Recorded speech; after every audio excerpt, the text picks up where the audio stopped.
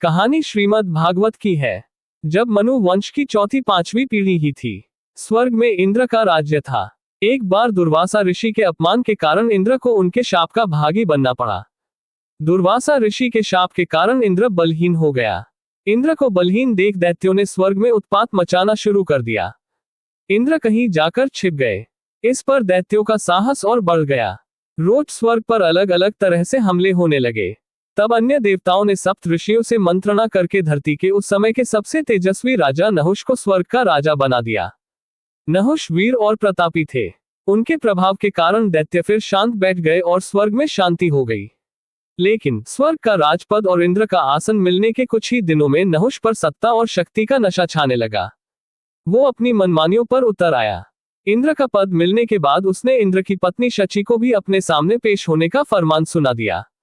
नहुष ने इंद्र की पत्नी शची से कहा कि जब इंद्र का आसन और उसकी शक्तियां मेरे पास है, तो तुम भी मुझे अपना पति स्वीकार कर लो। शची ने मना किया। नहुष उसे तरह तरह से परेशान करने लगा।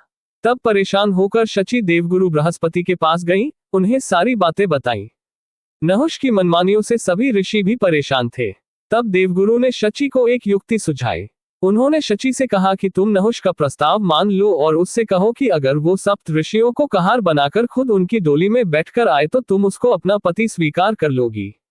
शची ने ये सुझाव मान लिया। उसने नहुष तक अपनी इस शर्त का संदेश भिजवा दिया।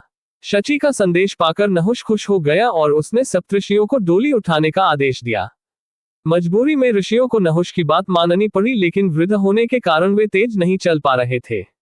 तो नहुष ने डोली उठाकर आगे चल रहे अगस्त ऋषि को लात मारते हुए तेज चलने को कहा। इस पर ऋषियों के सब्र का बांध टूट गया। उन्होंने नहुष को डोली से गिराते हुए तुरंत अजगर बन जाने का शाप दे दिया। धरती पर गिरा नहुष अजगर बन गया और अपने किए पर उसे पछतावा होने लगा। स्वर्ग का राजा बनने के योग्य व्यक्ति अपने अहंकार और गलतियों के कारण अजगर बन गया। नहुष का उद्धार तब हुआ जब हजारों वर्षों बाद पांडवों ने उसे इस श्राप से मुक्त करवाया।